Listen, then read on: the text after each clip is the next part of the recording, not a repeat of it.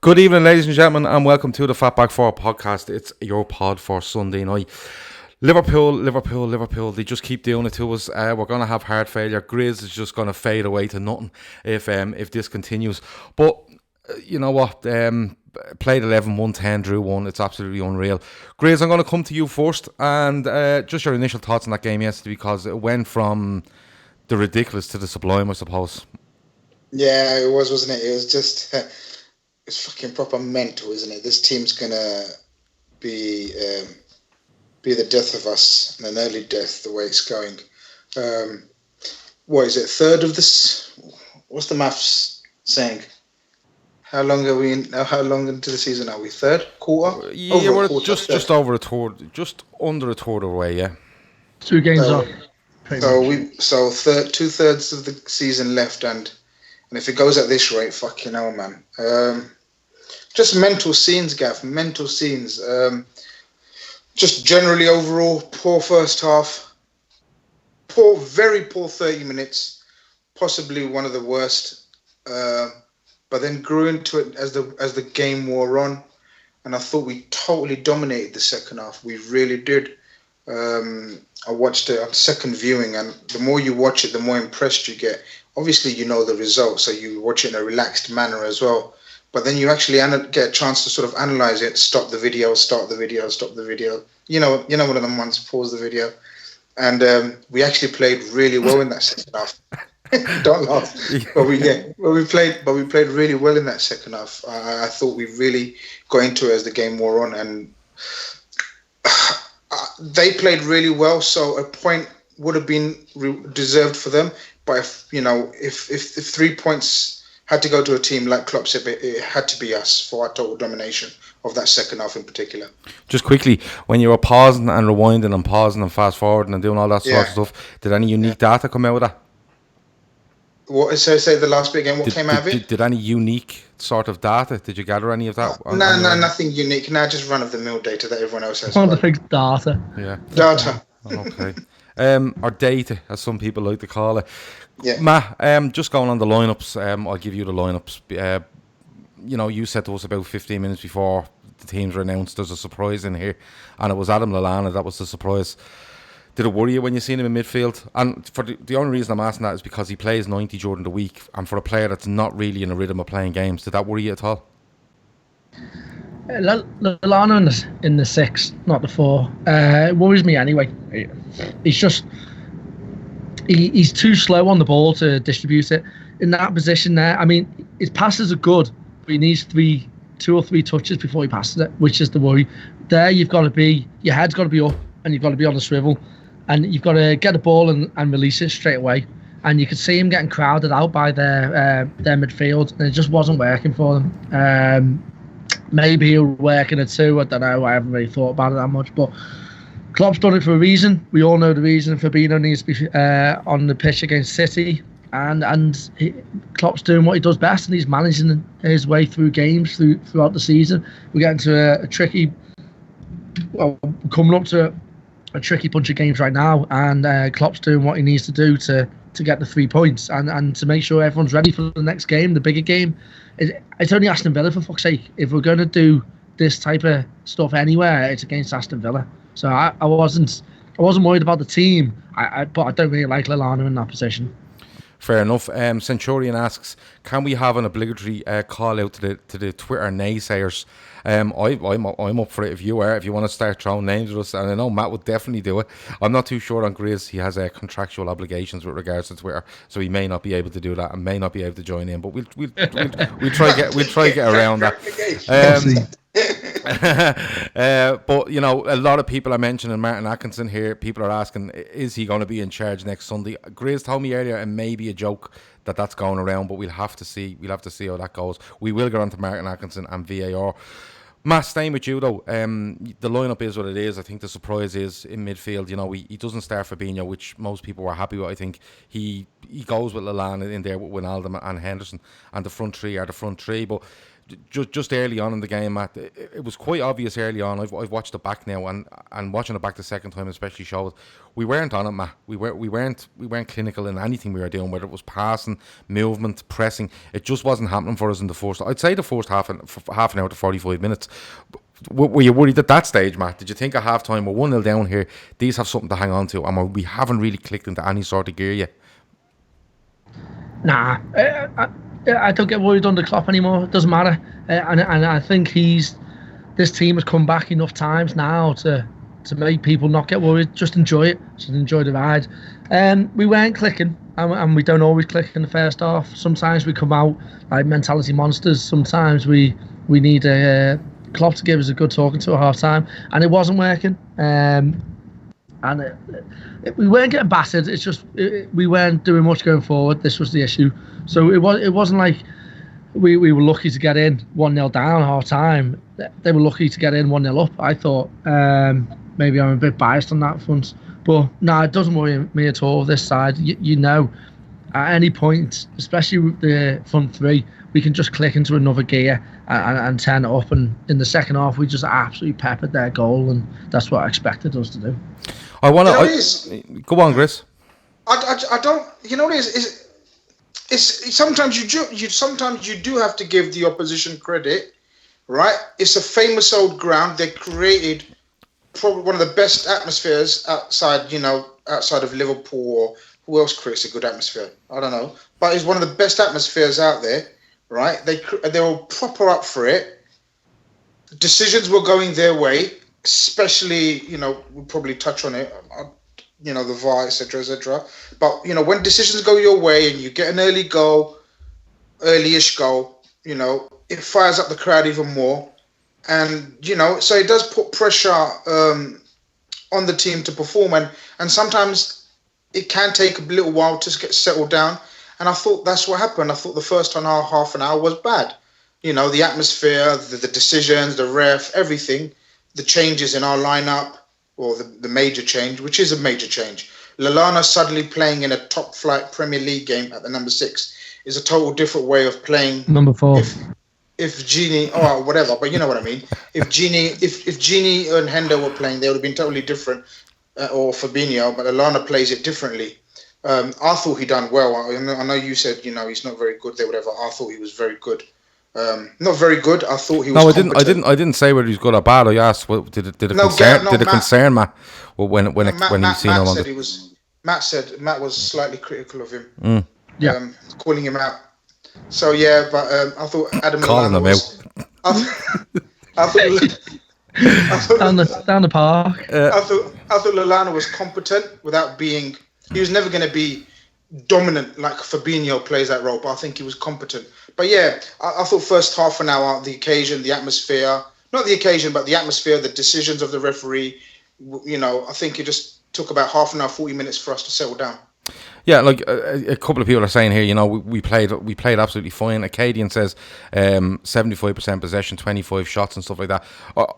I said a lot on the show last night. I felt like we were poor but still dominated. It's just because we are fucking that good. Let's be honest about it. That even when we're poor, we can still dominate a game. Just not being clinical enough. I will get on to the VAR stuff, so I'm going to skip over the Firmino chance for a minute, and I am going to get on to Pep Guardiola a little bit later. So I'm going to skip over the Mane stuff in the first half as well. But Matt, somebody on there's a person on the chat there says we created 3 good chances in the first half, and he felt that it comes half time Klopp would straighten it out, and we did, didn't we? Because second half I thought we were a lot better, where there was a lot more of intensity to our game.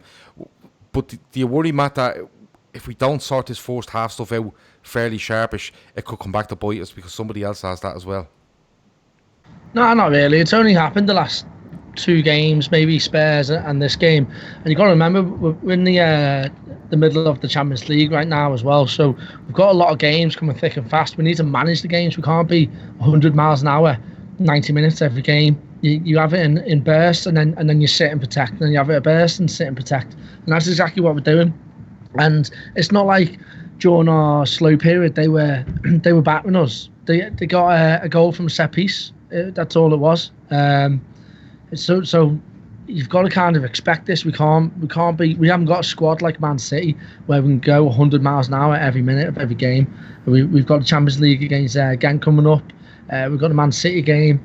In the players' heads, they're going to be thinking, this is Aston Villa. Just take your foot off it a little bit. Let's pass it around, and luckily they get a goal. Luckily for them, they get a goal, which kind of throws what we're doing into it changes up what we need to do.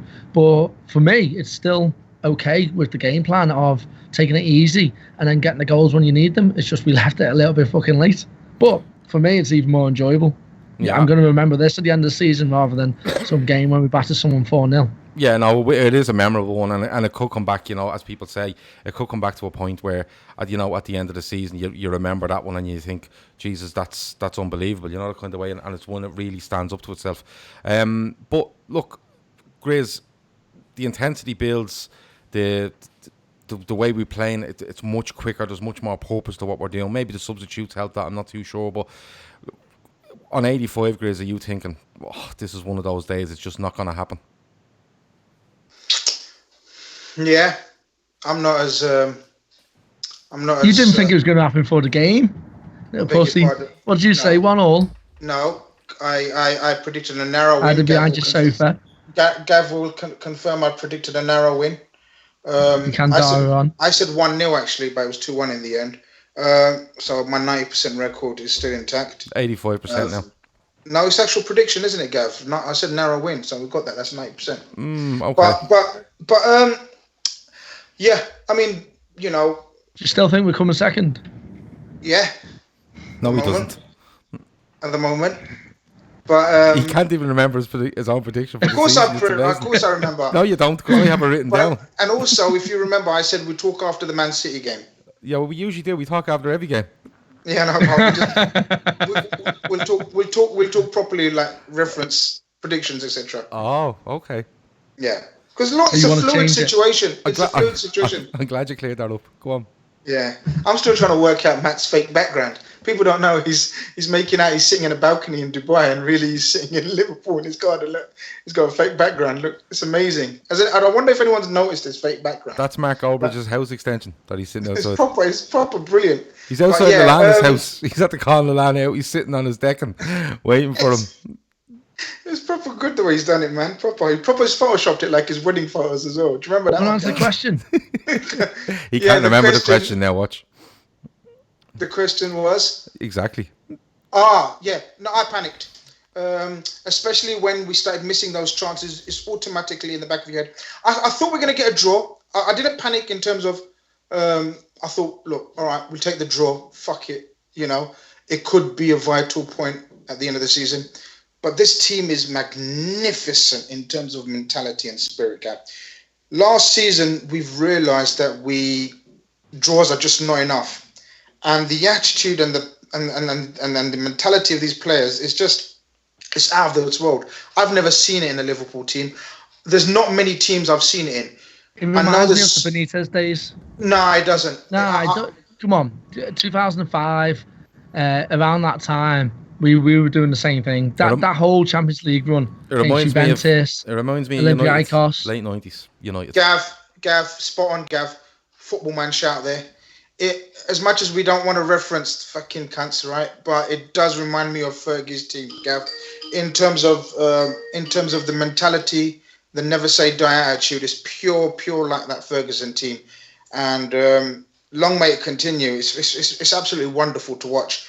So many of us we watch the games and we think, it's not happening today. There's still seeds of doubt, and so many times they keep proving us wrong, and it's brilliant. It's absolutely fucking wonderful.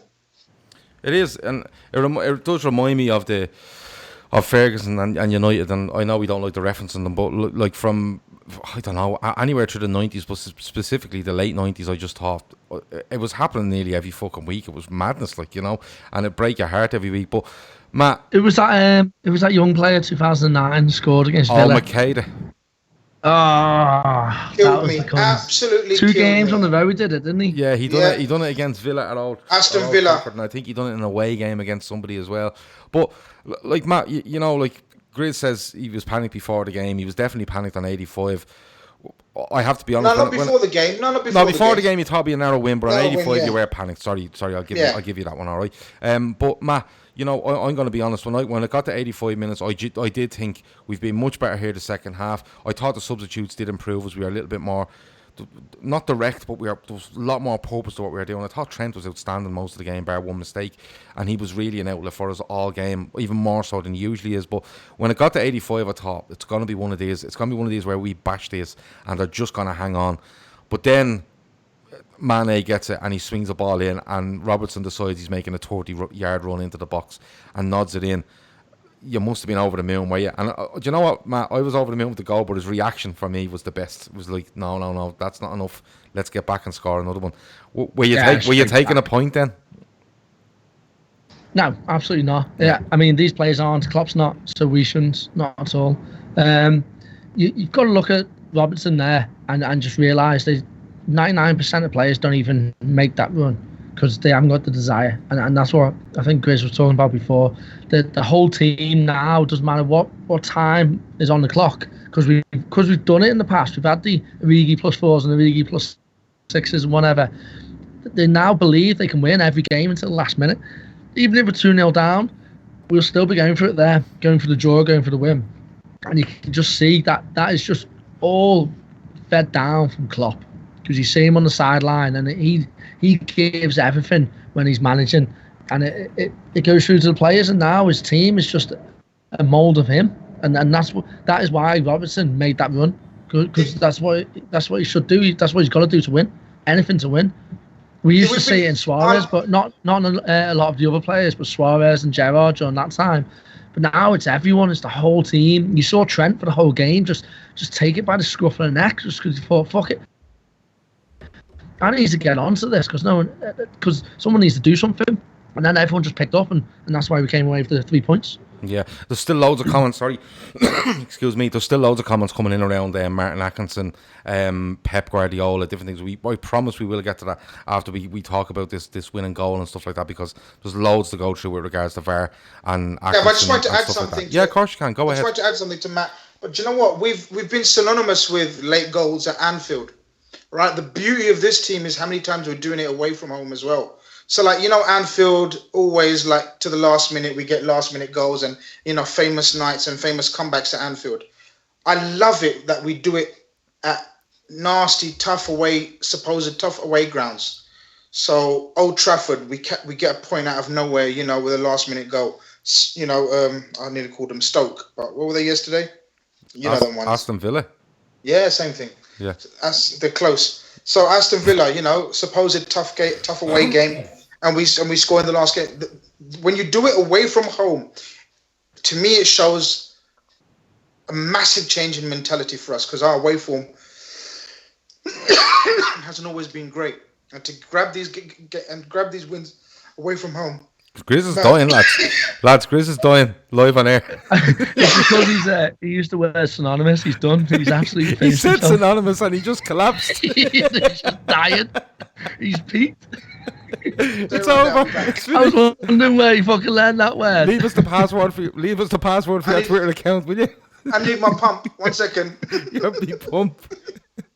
He has one of those things on the wall. What you call him? The fucking thing you see on the wall. I thought that was his name for his wife. No. Jesus, don't go there. A defibrillator he has on the wall there. It's on the it's on the outside wall of the house, because that wall behind it can't hold it. This team does it to me. But anyway, yeah, I get emotional talking about this team. But yeah, that's my point. Okay, Matt. You got my point, yeah? Yeah, I got it just about. And R.I.P. Grizz. Matt, the winning goal. We get down the middle of the pitch. Chamberlain's taken down. Trent hits a brilliant free kick that's 100% going in, and it takes a nick and goes over the bar, but he's straight over the corner. And Klopp says afterwards it's a training ground routine. I really liked it because he puts it in an area where, all right, if you don't get it on goal, you're getting a flick on towards, you know, on Russian players and stuff like that. But firstly, the ball from Trent, and secondly, some bravery from Mane, because I think he gets studs in the head and everything as he heads that in. But again, he's the man. He just seems to be dragging this team at times, and long may it continue, Matt. Yeah, it's his time at the moment. It's his 10-game patch, and that's what I was saying about the front three the other week. It will swap. We can't sit here and say we need to start calling Salah out or Bobby out, because at some point it'll be him, and at some point it'll be Bobby. So we'll just be happy we've got three who can win it. At the moment it's Mane, which is amazing, because I think he's the happiest man in the world. But that header, some fucking skill to get that flick on. He's not trying to flick that on into the 6-yard box. Oh, no, he knows where he's putting it. Yeah, 100%, and he's getting his head there in between two big defenders. But that's what we're talking about. That's the mentality of these guys. They want to win. They don't care if he gets a kick in the head. You've got Divock Origi to come in or someone else. The 3 points is all that matters. Yeah, no, it was unbelievable, and it reminded me of when I was thinking back. I think we played Sevilla away in the Champions League the season before last, and we scored two nearly identical goals. Ball into the front post, flicked on, and somebody at the back post taps it in. I think Mane actually gets one on that night. It was just that routine, but I couldn't believe Villa had no one on the back post. Like 94th minute, you're looking to just get this out, and especially John Terry being their defensive coach or one of their coaches. Well, a lot of teams don't do it, Grizz. A lot of teams don't put men on the post because they want them to actually attack a ball, especially if they're playing that kind of zonal marking. Yeah, no, stuff like I'm that. alright, but you don't concede too many back there. I mean, if you can't have two men there, because we've got a lot of players up. If you're gonna have one, it's got to be on the front post. That's how it's got to be. Yeah. I mean, you're not going to concede many like that this season, so I don't think we can be blaming. One thing I was a bit like, why are we talking so much? I don't know if you guys noticed afterwards, the players and even the manager himself were talking about, we've been practicing this, we've been doing this. Why are we discussing it so much? Like, what we're practicing and what we're not. Because Grizz, they'll come up with something else then. You see, there's no. I know what you're saying, but we're not going to do that every week. Exactly. There's no harm in telling people they're going to do that. Because if it's working, but I know. But you get my point. But you get my point. I get your point. But like next week, right? Liverpool will vacate that space in front of the front post, and people will go, this is where they're putting it. It'll be a and they'll be waiting, and it'll be the back post. It'll be back post. Yeah, exactly. So, but look, it was just amazing that the videos afterwards of the crowd going absolutely off the fucking wall was brilliant. People are asking here about any update on Shaqiri. I think he's out for a couple of weeks. I don't know what injury it is, but he's travelled out back to Switzerland and everything. Klopp alluded to it, didn't he? He said it's a calf injury and he's got big calves. Yeah, exactly. So it'll take longer. We'll have to wait and see. Did you find that one funny? Did you, Chris? Yeah. Did you get some water? Yeah. When he said alluded. So that's synonymous. Synonymous, yeah. Don't say it again. Synonymous and alluded. Come here. No, but look, it makes it 2-1. It's a brilliant win. You see the reaction of the players afterwards, and look, it's just I was lost for words yesterday after watching it and then trying to come on and do a show, because I just thought they just keep doing it. James Milner tweets after it, if you need like a health warning to support this club, and he hits it right, and he hits the nail on the head, I suppose. But I have to go back to a couple of instances, right? And I want to talk VAR. I don't like VAR. I like the idea of VAR. I just don't like the way they're doing it. And yesterday, I've called it a shambles for a couple of weeks. This is just beyond shambles now. I don't know what the word is, if it's worse than a shambles. But like the Firmino goal, like they're showing this, right? And they're literally showing the process. And he's moving the fucking lines to make him offside. It's Matt, and I keep asking this every week, and I will continue to ask him, Matt, where did he go from here? Because it's just getting worse and worse and worse as the weeks go on. That Firmino thing was embarrassing. They've said that the bar's got to be high for VAR to change something around, but the annoying thing about it is, for me, it's not. I mean, the first season of it was always going to be difficult, but they've implemented the complete wrong way of doing it. They're using it now to just agree with whatever the ref said, or just to completely ref the match. They're not overturning shit decisions. They've even come out. But they did last week. They did last week, Matt. You see, that's the thing. Last week Zaha goes down in the box. He gives Zaha a yellow for diving, right? And he's overruled in his ear, and he's told, we've looked at that. That's a penalty, and you need to take the yellow card back. Last week they shifted the goalpost massively in the decisions we're making, and then this week, this week they tried to make it better last week, and they actually did improve a little bit last week, and then they just ripped it all up, fucked in the bin, and went. Do you remember what it was the week before last? That we're going to actually get worse than that, because like the penalty show, Chamberlain shot, right? The Mane one. If you're going on result or situations over the last couple of weeks, that's a penalty on Mane in the first half. That's the way it is, and it's either a penalty or it's not. You can't keep changing it week on week. Grizz, are you annoyed? I doubt you're as annoyed as I am on this, but come on, it's very hard to defend at this stage. No, I know you've been very annoyed like since the start of the season, but you don't like new stuff. But no, it's not that. No, it's not that. It's not that. No, hold on a minute. I'm winding you up. Yeah, no, I know you're winding me up. I'm not. And you're wound up now. And you're wound up now. I'm not annoyed. I'm not annoyed by certain decisions you make. It's how they make it. You sound fine. I'll calm down. Hold on. Do you want my pump? I have to do. No, but listen. It's the way they're doing it, Chris. We don't know every week how they're making these decisions. I know he's moving lines to make people offside. And it's even worse at the moment because we've just had the Rugby World Cup where it is implemented absolutely impeccably. That is how it should be done. It should be the guy in the room. There should be basically two refs on the pitch, and the guy who refs the match with all the minute by minute decisions is fine on the pitch. Any decisions he gets wrong, he gets it in the air. It's not. It shouldn't be all this waiting around, checking for this, checking for that. If he gets it wrong, he gets it in the air. You know what? I've got a mad theory, right? That some of these old, stubborn, it seems, arrogant referees, right, from England, right? They're almost making these decisions to try to prove VAR doesn't work and won't work in this country. Because it's that obvious. They won't use the screens, will they? No, that's not. I'm just. No, but it's coming across like that, Matt. If that's the case, that's fucked. But it's not. I doubt it is. But it's true. It's the or they don't know how to use it and they don't know the rules yet. It's simply they don't know how to use it. They don't know the rules yet. I think it comes from above. I think it comes from the FA. The FA haven't put in clear guidelines of how it should be done. And if they have, and this is how it's meant to be, then it's wrong. Because VAR, in theory, should work. It can work. But Matt, it works in every other game, and it works well. But the Premier League especially, because we had it in Champions League last year and it was fine.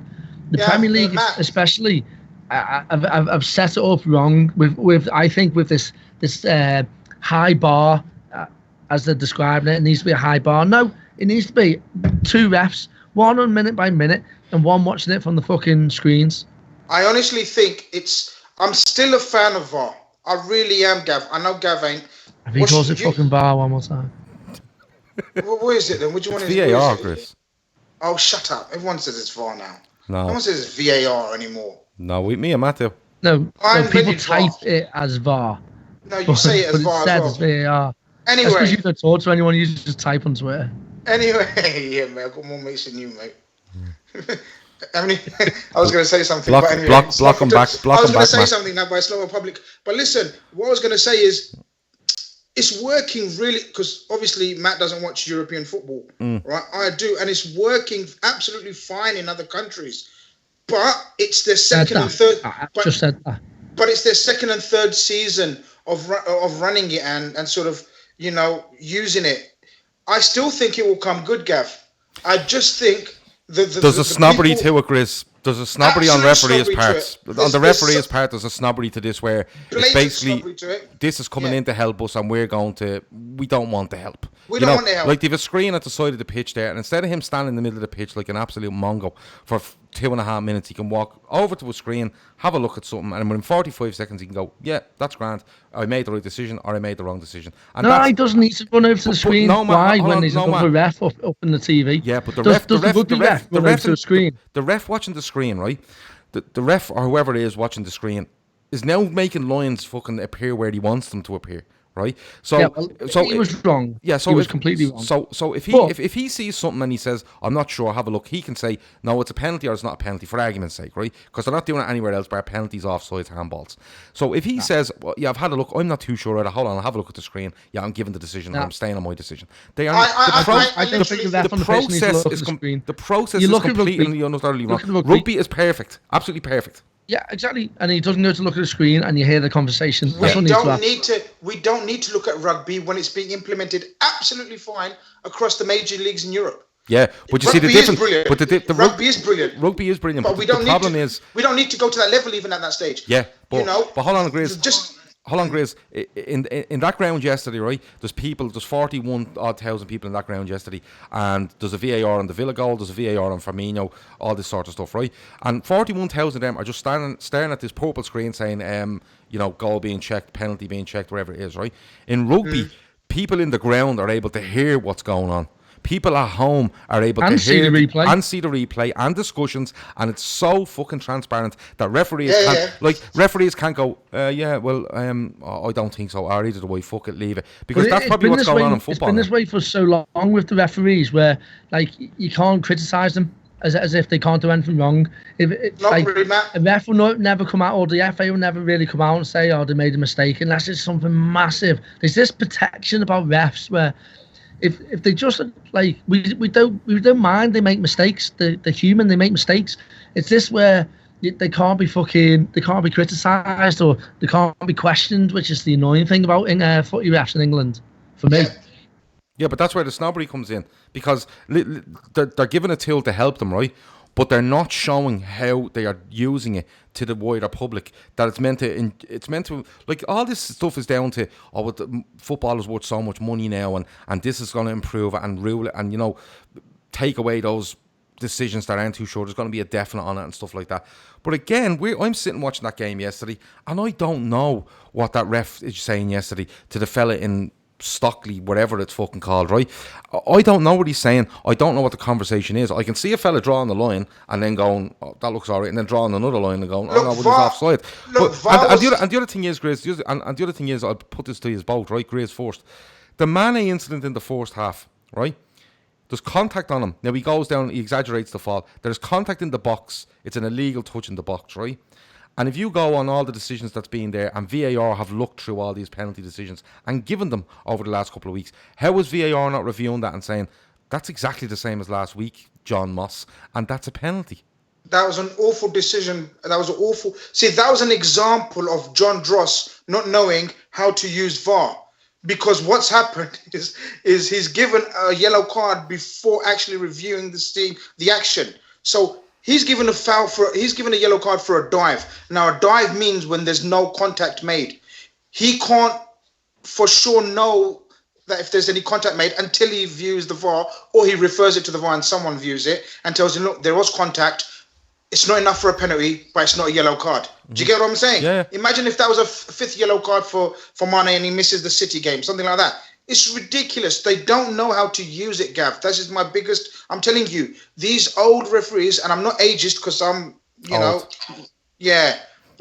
I'm telling you, I'm going to be ageist here though, but they're all old, and they don't know how this new system, technology, etc., works.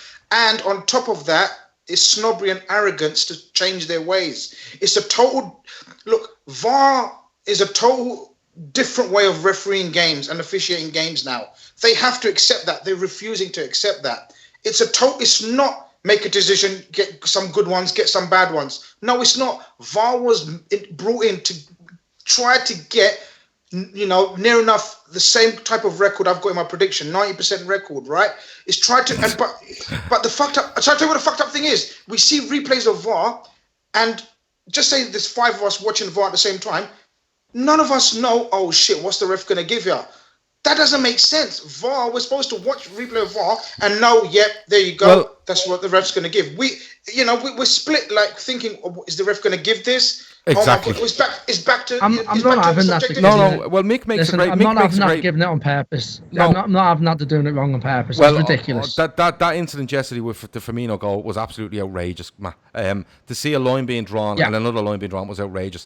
Mick makes a great point on YouTube. He says the Bertrand red card against Leicester was shown on the big screen by mistake. The crowd ended up getting involved, and it was a lot more. The home crowd were even going, "That's a fucking red card," because they were able to see it for themselves and go, "Yeah, that's the decision." It was a lot more transparent. It was done by mistake. And just today in the Everton game, right?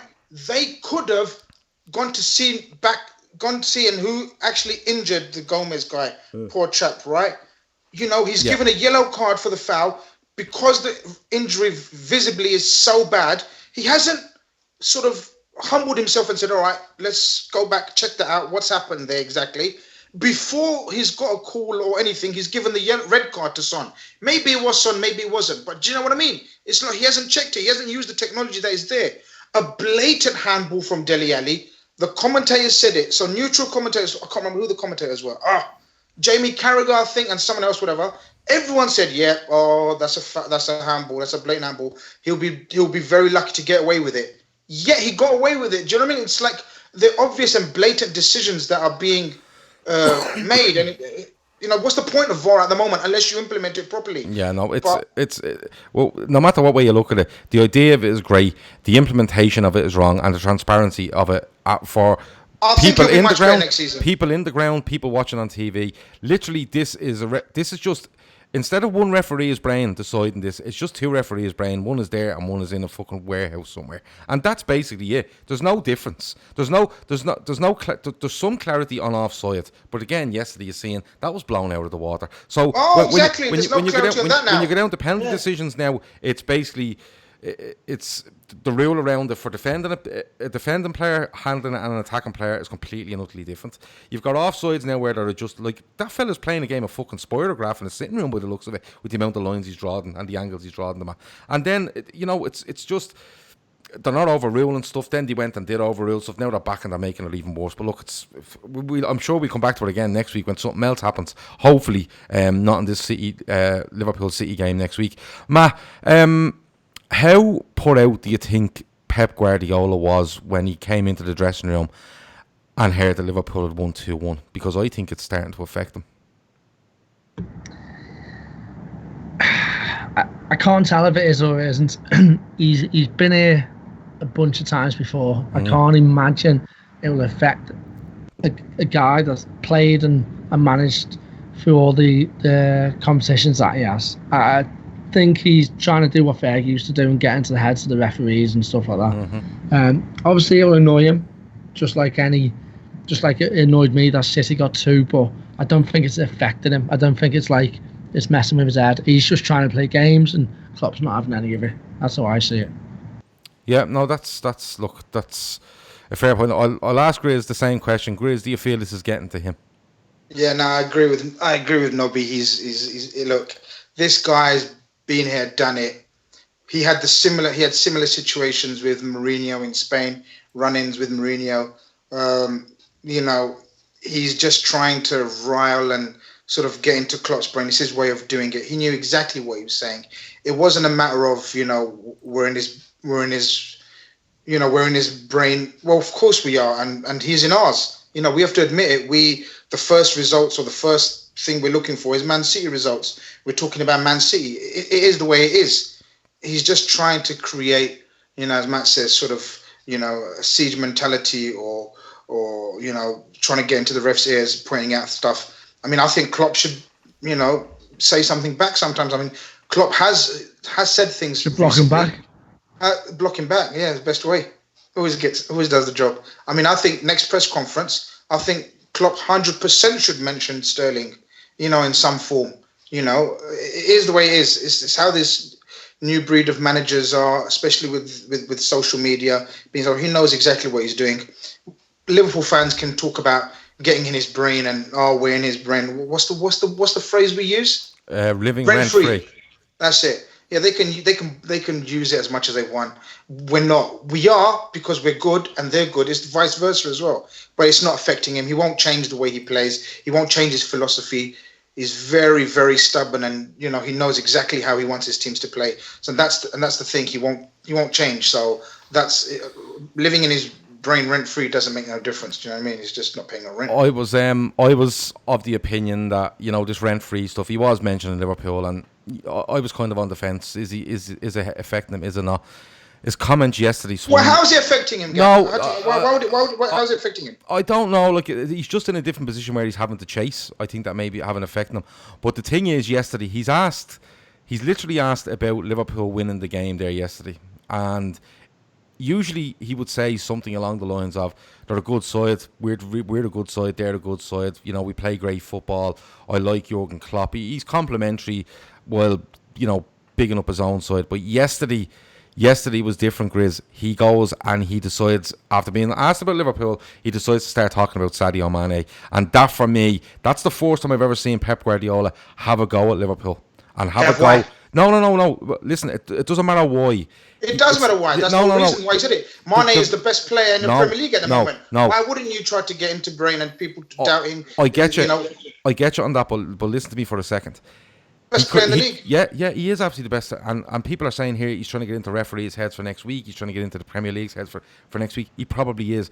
But the difference there is a guy that's not affected by us, doesn't say that.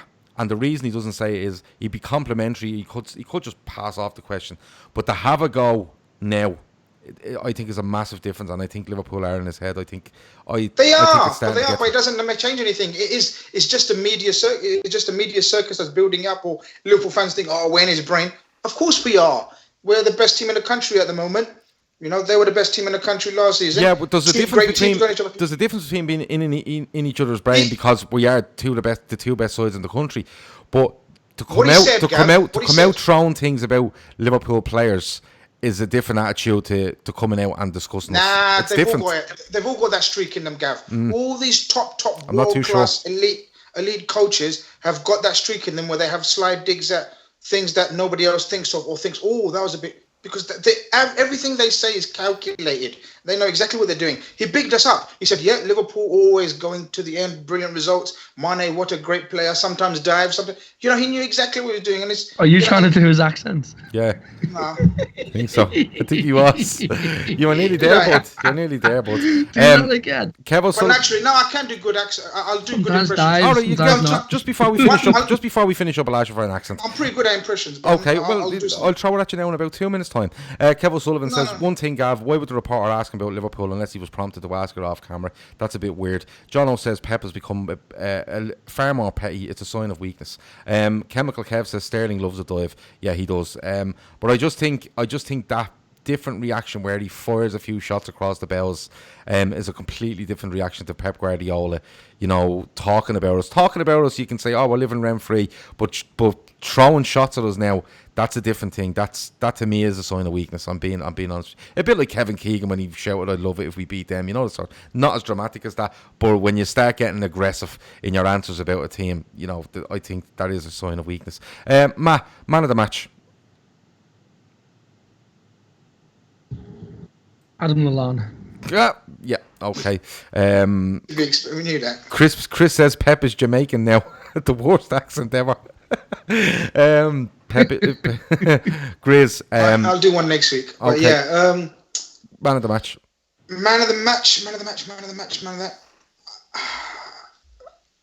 Trent. I thought Trent was superb. Relentless attacking, relentless. Not all of his passes were coming off, but he kept going, and for a 21-year-old to sort of take the great game by the scruff of the neck, I thought was superb performance. I thought it was one of his better performances, especially away from home. Okay, I think I had... Down for Degsy as well. I thought Degsy was very good. Yeah, he done all right. I think, it's... Yesterday, I think I was virgin on Trent, but I haven't watched the game back. I have to give it to Mane. He's involved in everything. Even when we're not playing well, he's involved in everything good we try to do. He's a constant thorn, and even when Villa fans have decided he's the Dr. Evil, he just keeps going and going and going and going and going, and it's I think he's man of the match. Grizz, I'm not going to ask you for an accent. I'm only messing with you, but I will ask you one random question before we finish. Matt, I'll come to you first. people like sports, golf, football, whatever it is. What's your ideal scenario, Matt? If you're in the world of sport, would it be scoring the winner at the Cop end to win the league? Would it be, I don't know? It's just the strength that I know what it is already. He's got his new sport now, innit? So, what would it be, Matt? Would it be something along the line of Go Niners, or would it be like fucking would it be scoring the winning try for England yesterday in the Rugby World Cup? What would it be? Fucking hell, don't know. I mean, obviously, scoring a touchdown in the Super League final. Super League final. Fucking, there's no good Super League. for the Wigan Warriors, is it? Against the Cardinals. Yeah. Okay. Maybe. Okay. Something like that. Do you know what? If I'm being serious, it's got to be at this moment in time. Last game of the season. 90 plus 7. Non-football. No, Non-football. it can be anything you want. Well, it can't be golf because golf's just about lucky bounces And wind and spin. and wind. So you're going 97th minute, last game of the season, goal at the Cop end to win Liverpool the league. No, that's To win the league. Yeah. Win the league. Okay, so you're not Nothing going for a touchdown for the Niners in the Super League final. No, not this year. Oh, next year you will though. Grizz, what would it be for you? Because I know you're a man of many sports. Thank you. I was just going to say, unlike Matt, right? It's going to be a 6 in the cricket, isn't it? Yeah, it's got to be, innit? I mean, it's got. If it's not, it's got to be a non-football. Two people out in Paddy. It's got. I thought it was going to be curling. It's got to be a non-footballing event because football's too easy. Everybody, we all want to score a last-minute winner in the Cop end. You know what I mean? To win us the league. So, yeah, I think mine's got to be like need a 6 off the last ball. In the Ashes League or something. Ashes will be difficult because I might be playing for Pakistan. Against India. I might say against India. I might be representing Pakistan because I might not be good enough to get the call up for England, right? So so England might not give me the call up, right? Yeah. And then Pakistan might give me the call up, and I might just go for them to show the world like I can still play. Like England haven't picked me, but I've still got talent. Yeah. And then we're playing England in the World Cup final, ironically. Yeah, what a story. What a story. And then you got someone like... You'd have to go for the boundary every time. There's no way you're running to that other end. No, I'm very good at nicking singles, I'll tell you. Just sticks his bat on the top of a remote control car and presses forward and back to get up and down the wicket. I was a great judge. I was a great judger of quick runs. Oh, right. It's all about judgment, and I'm very good at that, and hand-eye coordination. Okay. But yeah, it's got to be against England because they didn't select me. They didn't pick me. The public wanted Grizz to play for England, but the England just didn't approach me. So the Pakistan approached me and said, look, we'll give you a chance. And then I turned out to be an ultimate hero in a World Cup final. We need the 6 off the last ball and then Bob's your uncle. Kev O'Sullivan has gone cricket related. Centurion would just be happy with a successful bottle flip, which is fair enough. If it's non-football, I'd have to go with golf. And I'd be torn between the Masters or Ryder Cup. Yeah, I was going to say, which tournament? I'd be torn between them. I think the Masters is just an outrageous tournament. The way they set up the course, how difficult it is. The greens are just like putting on glass. It's madness.